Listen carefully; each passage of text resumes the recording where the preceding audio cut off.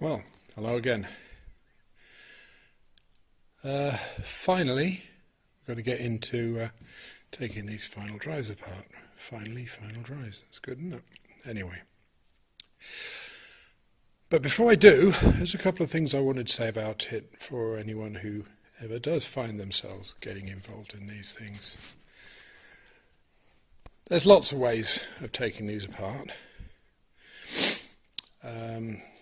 Some easier than others, some using more expensive tools than others.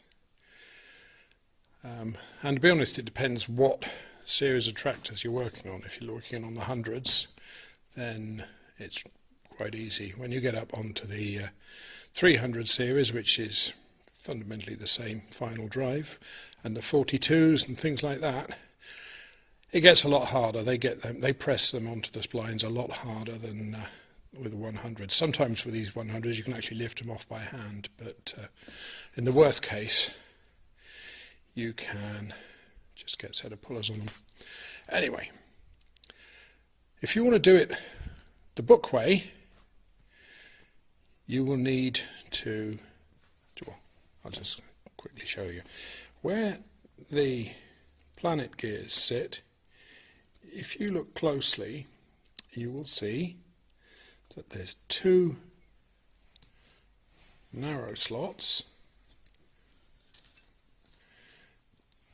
and another narrow slot, and there's a wide slot.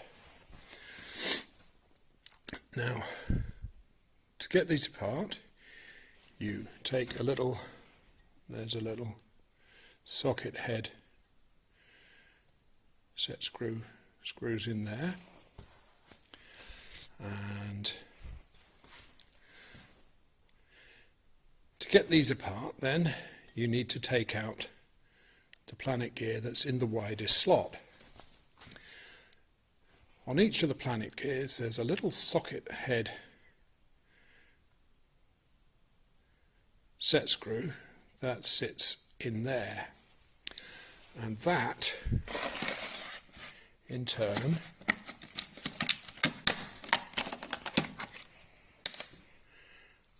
screws into that little socket there. There's an escaped needle. Screws into that little socket there to stop this pin from sliding out. Now, in the top there is a UNF threaded hole, and you can screw that in and just screw an ordinary UNF bolt. What is that? It's not 3/8, 5/16 UNF, I think. Anyway, I'm not sure. Anyway, screw that in and you can pull those. Once you've taken that little set screw out, you can put that in and lift the pin out.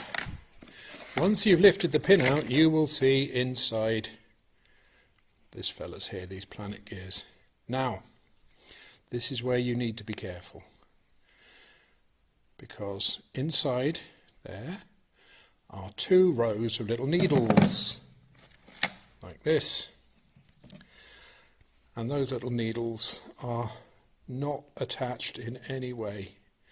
So as soon as you've taken that pin out, and before you do anything with this, get some grease on your fingers, slide your fingers down through there, and with the grease stick those little needles to the inside of here.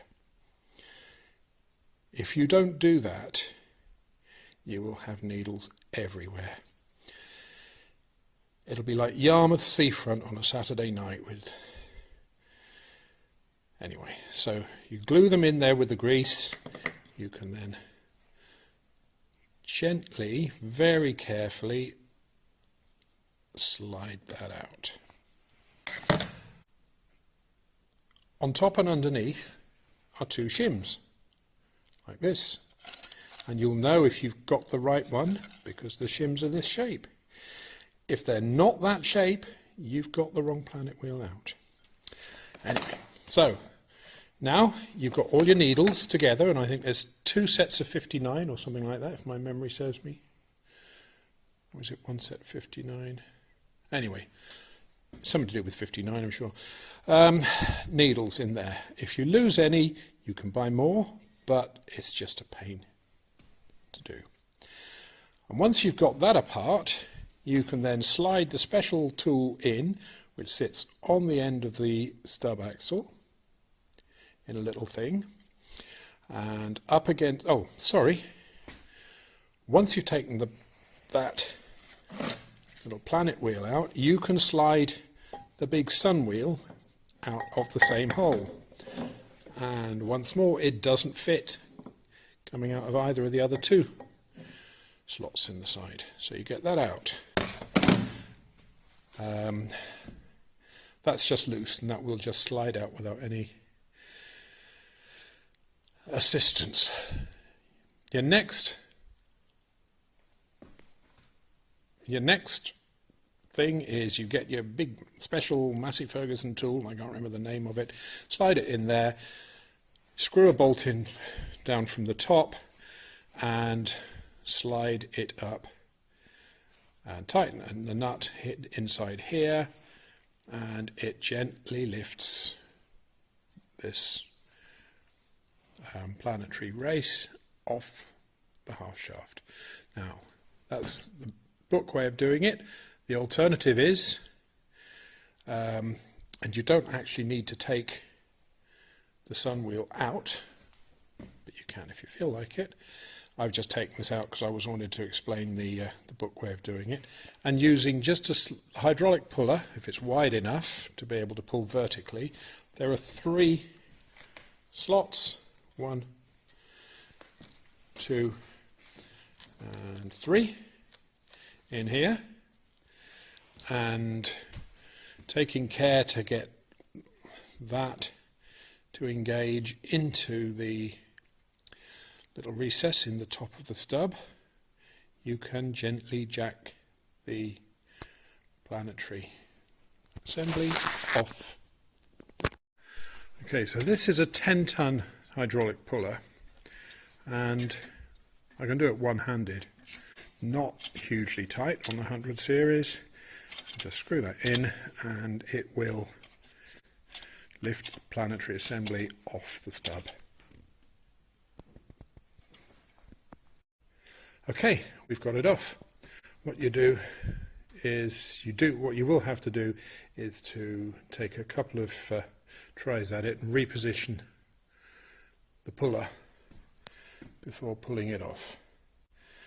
And down at the bottom you can see these 2 little fellas here, which is 2 half circles which fit into a groove there, and that's all that holds your stub axle in.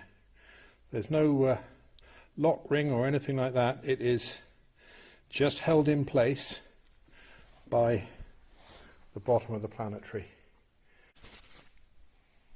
Okay, so there they are. Now that is just held in by the bearing race, and it will press out quite easily. Once it's out, I can give it all a good clean, put a new seal in it. This rusted up flange here, I will replace that, got a new one of those, so it'll get new bearing, new seal, good clean up, and new studs, wheel studs. Get it back together. Oh yeah, that's another little job there. Come on, focus. That thing, I need to weld a nut on that so I can get the drain plug out.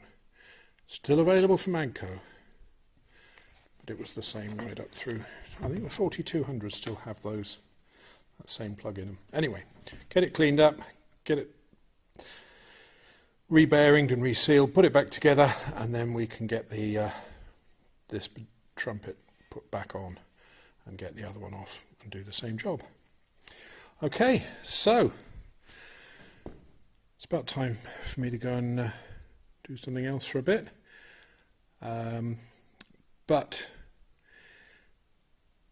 if you want me to make another video, I've had a couple of questions from my loyal viewer, one of which was about tools, and I know Lord Muck did a conversation about tools a couple of months back, and the other one is about, believe it or not, career advice. So if you want me to talk about that while I'm working, I'll be happy to do so. Just say so in the comments down below if anyone gets this far. If not, for good all-round machinery related entertainment, go to Lord Muck, and to see interesting jobs done properly, go and have a look at Calamity Kim. Thanks everyone for watching, or thanks both of you for watching. Bye!